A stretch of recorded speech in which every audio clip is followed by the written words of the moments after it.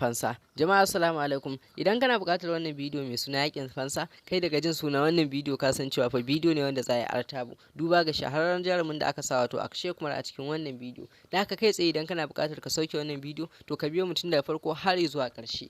Kamar yadda muke yin bayani, akwai mutane da dama waɗanda suke shiga cikin YouTube ko kuma Vidimate yanzu su yi sacin Indian films masu kyau sababbi, amma sai ga mutum ya samu bidiyon amma kuma ba complete bane ko kuma wani bidiyon ne daban. Muna ba mutane hakuri akan haka, ba da sauran mu haka yake faruwa ba. Sakamakon abu ne da yawa wanda baka da yanda zaka yi da shi tunda ba a hannun ka yake ba. Amma muna ƙara ba mutane hakuri a duk sanda aka samu matsala irin wannan. Muna muku albishir tare da gaya muku cewa idan har kana buƙatar ka rinka samun sabbin fina-finai waɗanda suke ingantattu masu kyau, to kai tsaye ka bibiya mu a cikin wannan channel tamu, sannan ka yi mana subscribing, ka danna alamar ƙararrawa. Hakan zai sa ka rinka samun sabbin fina-finai da zarar sun fito, ba tare da kana zuwa kana haɗuwa da 'yan kasuwa waɗanda zaka ɗauko fim ka ga ba shi bane ko kuma wani tsohon fim ɗin ne a ciki dai. Shi dai yanda muke yin wannan bidiyo shine za mu yi bidiyo ɗan gajere da bai wuce minti 2 ba, wanda a ciki za mu yi muku bayani a kan wannan bidiyo, sannan mu gaya muku yanda za ku samu. Yanda za ku samu bidiyon ko shine duk bidiyon da za ku ga mun kawo muku irin haka ba zai wuce minti 2 ko minti 3 ba. Kai tsaye za mu yi muku bayani ne akan yanda za ka samu bidiyon, sannan za mu ajiye muku